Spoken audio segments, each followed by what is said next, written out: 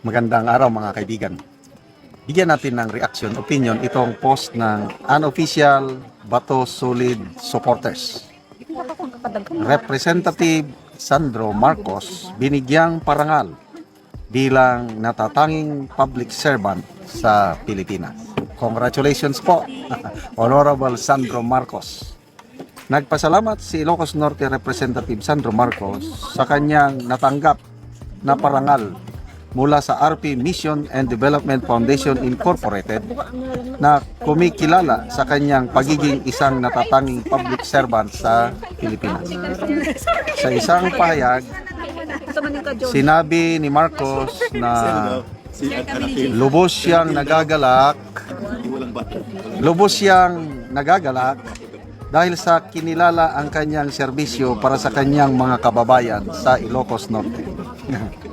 Sabi niya, as a proud representative of the 1st District of Ilocos Norte, I am deeply honored to receive the RPMD Award, recognizing my efforts in serving my constituents.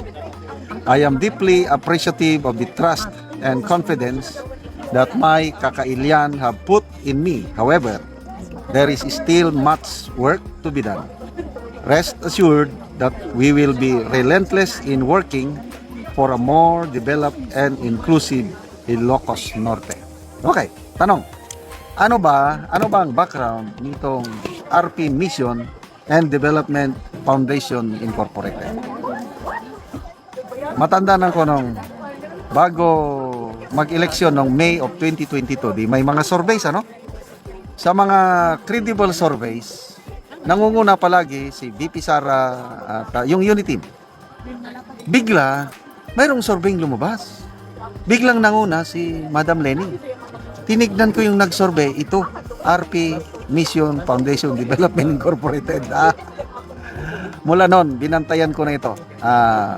To me, para sa akin na walang credibility itong grupong ito, RP Mission. Kasi, noong 2022 election, klaro na overwhelming ang lamang ng unit team sa kakamping. Sila naglalabas ng survey na nangunguna si Madam Lane. Kaya ako, bantayan natin itong papalapit na eleksyon. Sigurado ako, ito, RP Mission and Development Foundation Incorporated, bantayan nyo, maglalabas ito ng mga surveys at ipapalabas kung sino ang kandidato ng administrasyon, mangunguna at mangunguna.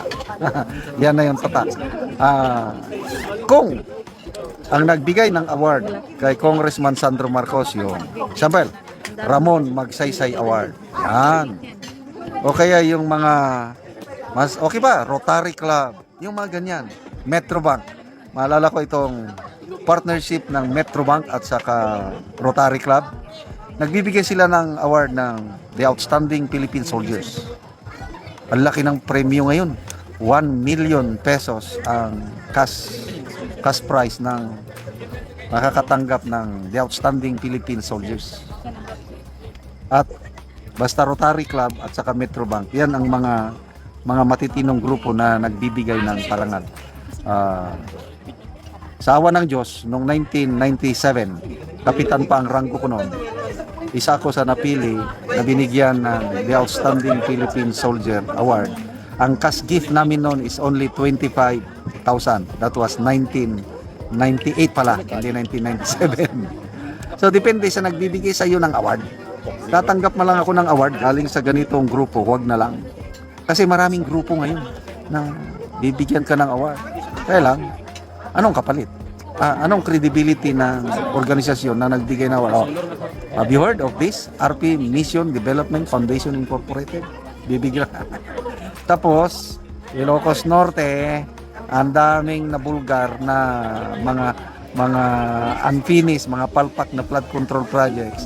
Kung hindi pa nagpunta dyan yung masipag na DDS vlogger, si Brother Jesus Busi Doki, hindi natin makita. Mga nakatiwangwang poste lang. Nang dahil sa DDS vlogger na yun, napilitan si Secretary Vince Dizon, nag-inspect kunuhay. Anong sabi niya? Ito, hindi ito ghost project dahil may posting nakatayo. Ito, hindi natapos dahil kulang ng budget. Kung kung ano-ano na lang ang inirason. Kaya lang, wala na. Ang nakakarami sa taong bayan, bistado na. Anong sabi ni Congressman Erese? First District of Ilocos Norte, Sandro Marcos nakatanggap 30 billion pesos flood control fund. Bakit? Anak siya ng Pangulo. Leyte, Romualdez, 40 billion pesos ang kanyang flood control fund. Bakit? Dahil pinsan siya ng Pangulo. And then yung Philippine Center for Investigative Journalism, anong findings nila? Pork barrel kings.